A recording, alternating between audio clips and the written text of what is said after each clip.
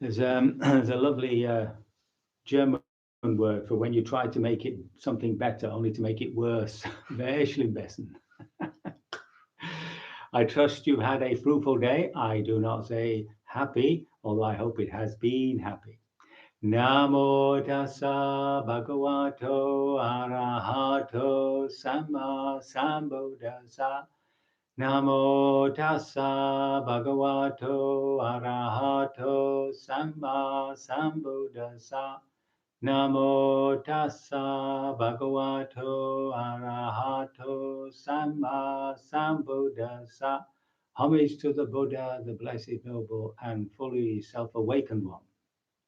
I just want to mention some of you might not know, the online meditation hall, which is on the Zoom.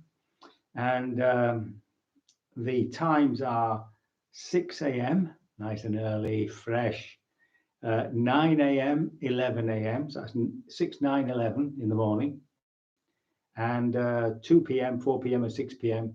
in the afternoon. And in the morning at 6 a.m., Noreen is normally here, and I'm hoping to be here at 2 p.m. Noreen will also be here. Now, if you want to get on the Zoom to stop Zoom bombing and all that, you have to get in touch with Mark. Now, Mark normally, oh, there he is. There's Mark. Hi, Mark. I'm just wondering if you'd like to put your email up so that people can contact you if they want to be on the online meditation hall. Can you hear me, Mark? Are you there? Yes, no? Yes, no, maybe. Well, give it time anyway. So that's an online meditation hall. You can join, you can go on any time actually, but those are the times set where you might meet people there.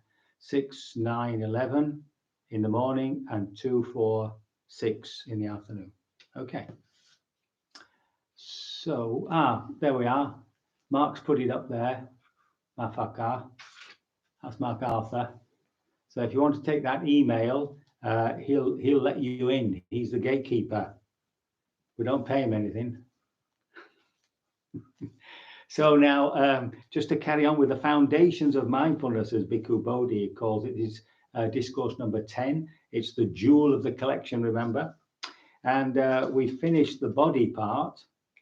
So that contained the breathing, of course, the whole instructions on breath meditation, the 4 postures, standing, walking, sitting, and lying down, full awareness, continual awareness during the day, the foulness of the body, which remember is really to do with becoming disenchanted with the body, disinterested with it.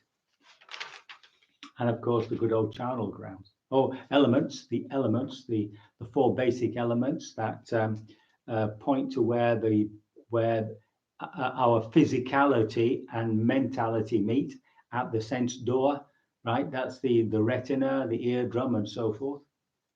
And the 9 charnel grounds, yes, the 9 bodies that are slowly corrupting into pure dust. To dust thou shalt return. So the next one is feeling. Now, I've actually done quite a bit on that already on talk number 28, if you want to look it up. But we'll read it through, and it's pretty straightforward. And how does one abide contemplating feelings as feelings? Now, remember, he's translating it as feelings, but to me, the grammar is to feel feelings in feelings. In a sense, they're both mean the same thing, feeling as feeling, feelings in feelings, but the idea of being right in there, like in a room, you know, in the bath, like you're sunk in. So whatever feeling that is, the idea is to get into it and really feel it, right? Open up to it completely, absorb into it, you might say. Here, when feeling a pleasant feeling, the meditator understands, I feel a pleasant feeling. Now, remember, this isn't, you're not supposed to be saying to yourself, I am feeling a pleasant feeling. It's just a recognition that you're feeling a pleasant feeling. It's a consciousness, right? You're aware of it. And when feeling a painful feeling, I understand, feel a painful feeling. When a neither painful nor pleasant feeling, he understands that I feel a painful nor neither a painful nor pleasant feeling. So there's the neutral bit. Actually, if you look close enough, feelings will always shade ever so slightly towards pleasant, ever so slightly towards unpleasant. And that's the dual world that we live in, right? I mean, that's apparent to us, I think, even in the womb, that there are pleasant feelings and unpleasant feelings. And there's a whole area that we would call neutral, you see. And of course, it's upon neutral feelings that we can establish that calmness, that peace. That's why the breath, walking meditation. So they do have their purpose in our practice, yeah. And then he knows when there's a worldly feeling, a worldly pleasant feeling, and a worldly unpleasant feeling, and a neither pleasant nor unpleasant worldly feeling. And it knows when an unworldly feeling is there, so worldly and unworldly.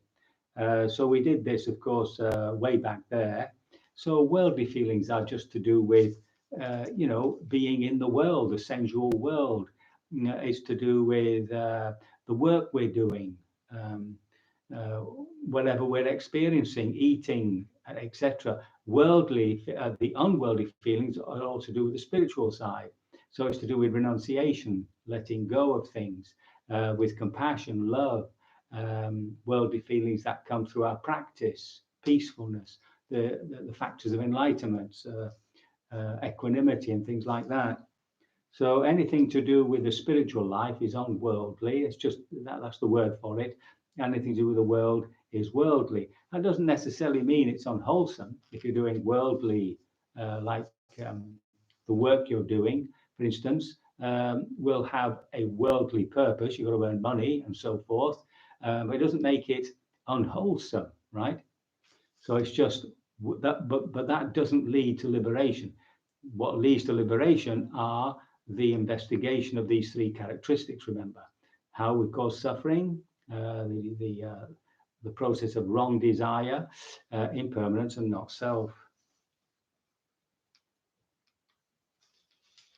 And there's the usual refrain: he abides contemplating feelings as feeling internally, but he also notices such feelings in other people. You can tell it on their face and so forth. And if you're sensitive enough, sometimes you can actually feel how they feel. If they're joyous, you can feel the joy, being mirrored in on the surface of your own heart.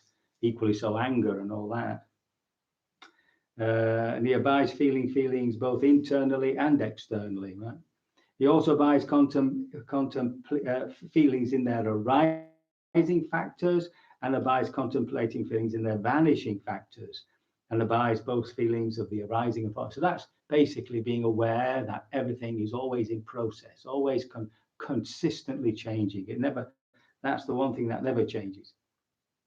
Or else mindfulness, there is this feeling, is simply established in him to the extent necessary for bare knowledge and mindfulness.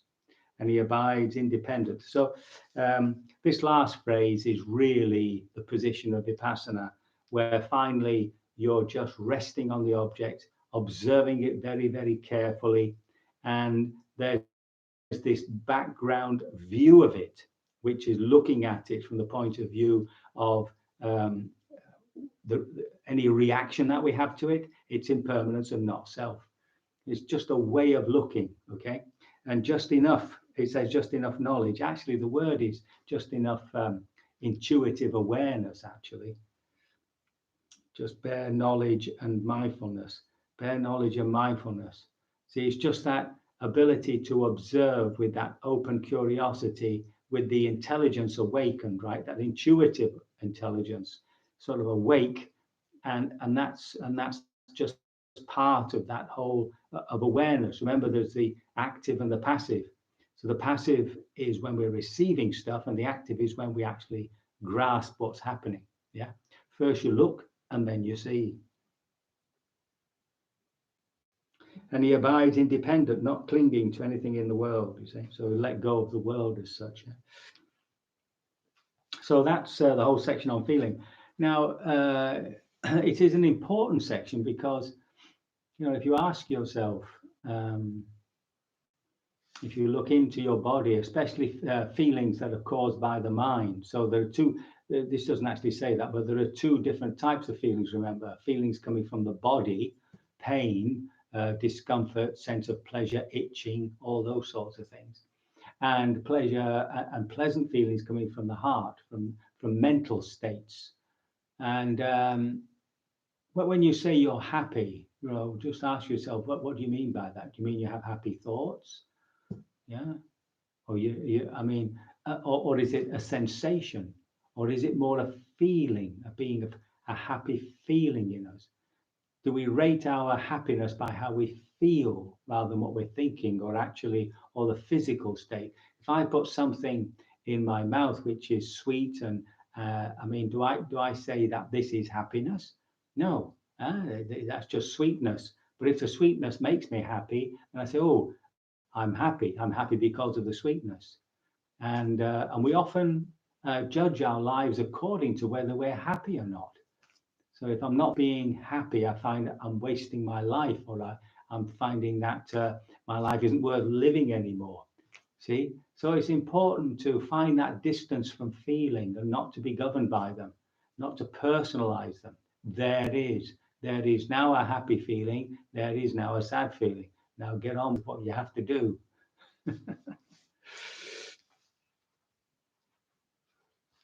As soon as you identify with it, you know, as you say, I am happy, I am depressed, etc.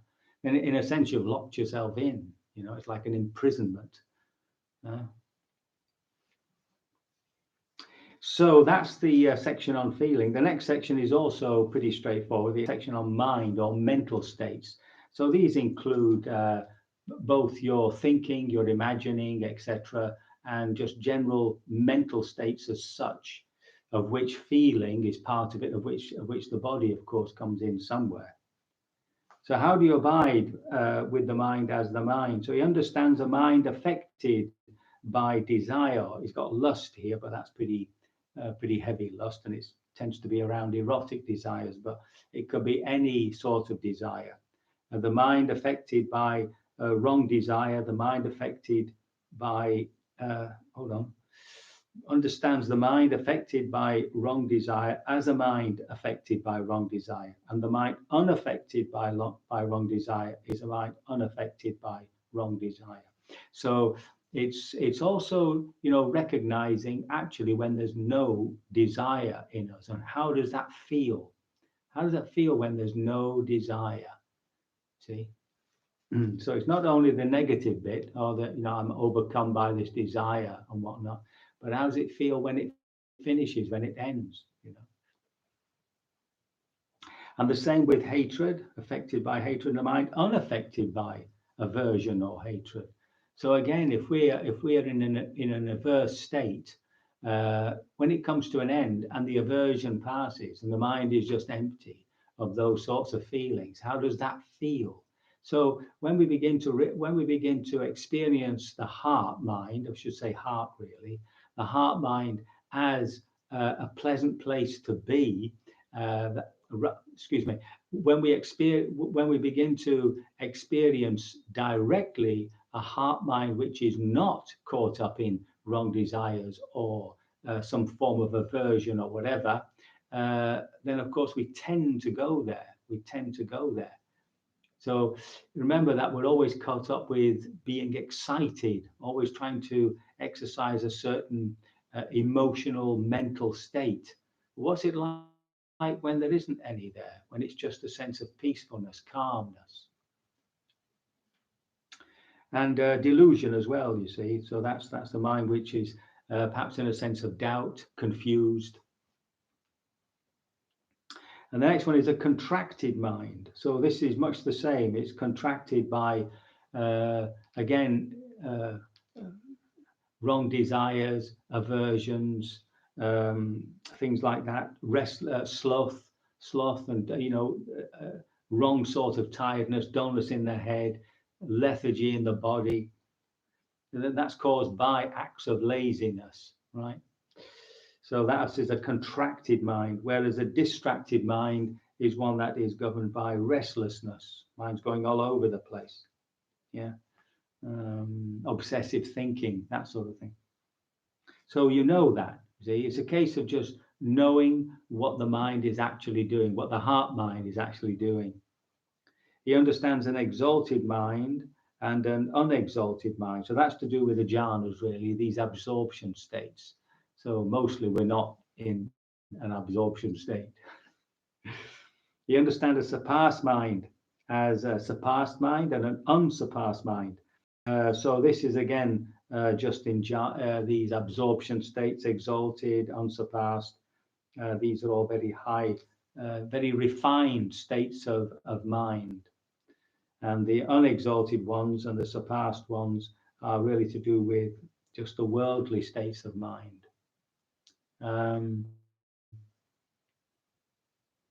Yes.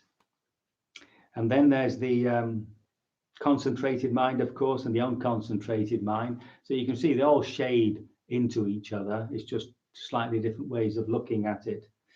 And then finally, the liberated mind and the unliberated. That's not to do with final liberation. That's just to do with the fact that when we're in an insightful mode, then the mind is, the heart mind is illusion.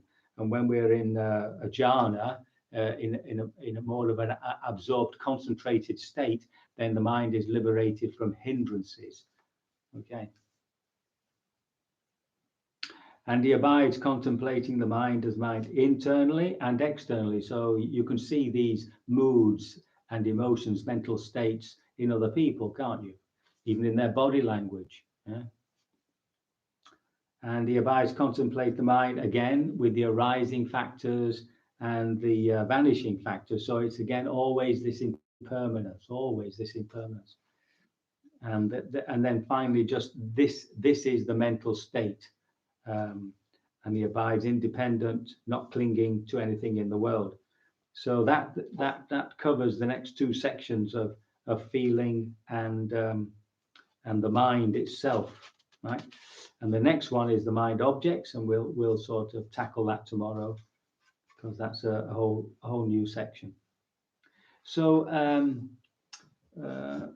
really, it's just ways of looking at what we're experiencing.